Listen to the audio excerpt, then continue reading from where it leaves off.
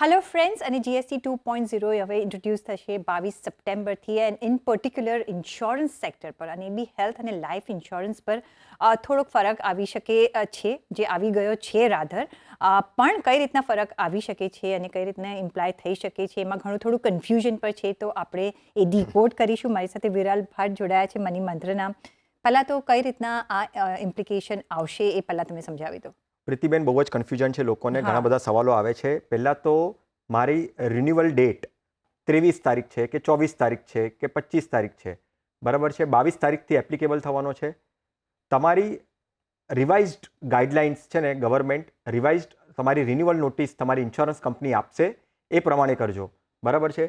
એટલે કદાચ તમારી 22 પછીની ડેટ છે તો તમે વેઇટ કરજો અને પછી જ તમારું રિન્યુઅલ પેમેન્ટ કરજો. પોસિબિલિટી છે કે તમને જીએસટીનો બેનિફિટ મળશે. હવે તમારી 22 તારીખ કા 21 તારીખ સુધી તમારી પતવાની હોય, માની લો 20 તારીખે પતવાની હોય કે 21 તારીખે પતવાની હોય, ગ્રેસ પીરિયડમાં નહીં જતા તમે તમારું પેમેન્ટ કરી નાખજો, કારણ કે એમને કોઈ બેનિફિટ મળવાનો નથી. તમારે પેમેન્ટ કરવું જ પડશે. અને ગ્રેસ પીરિયડમાં વિચારીને તમે કરશો અને તમને લાગશે કે જીએસટી નથી, એવું કાંઈ જ નથી. પેમેન્ટ કરી દેજો, કારણ કે ગ્રેસ પીરિયડમાં એવું પોસિબલ બની શકે કે તમારો ક્લેમ આવ્યો તો તમને ક્લેમ નહીં મળે. કરેક્ટ. અને જે આ એક્ઝમ્પશન છે બધી જ કાઇન્ડ ઓફ પોલિસી પર એપ્લિકેબલ છે? ડેફિનેટલી ટર્મ ઇન્સ્યોરન્સ થઈ ગયું, હેલ્થ ઇન્સ્યોરન્સ થઈ ગયું, યુલિપ થઈ ગયું, એન્ડોમેન્ટ થઈ ગયું, બધા પોલિસી પર છે, ઇન્સ્યોરન્સ પર એપ્લિકેબલ છે. અને ગ્રુપ ઇન્સ્યોરન્સ પર પણ આ એપ્લિકેબલ છે કે નથી? ના, ગ્રુપ ઇન્સ્યોરન્સ પર નથી. સ્પેસિફિકલી કીધું છે ઇન્ડિવિજ્યુઅલ પોલિસી પર જ એપ્લિકેબલ છે.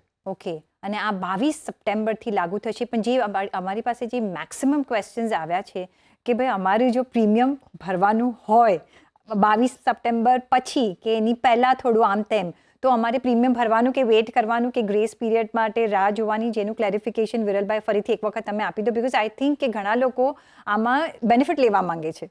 22 પછી હોય, માની લો તમારી તારીખ 26 છે, 28 છે કે 30 છે, તો તમે વેઇટ કરો 22 તારીખ સુધી. ગવર્મેન્ટ કાં તો ઇન્સ્યોરન્સ કંપની રિવાઇઝ નોટિસ મોકલશે અને એમાં જીએસટીનો બેનિફિટ દેખાશે અને પછી જ તમારું પેમેન્ટ કરજો, બરાબર છે? પણ તમારી તારીખ 22 તારીખ છે કે 21 તારીખ છે કે 20 તારીખ છે, તો તમે શું કરજો કે તમે ગ્રેસ પીરિયડમાં નહીં જોતા અને પેમેન્ટ કરી દેજો. ઓકે. તો તમારું ટાઈમસર જ તમારે પ્રીમિયમ ભરવાનું રહેશે ફોર નાઉ.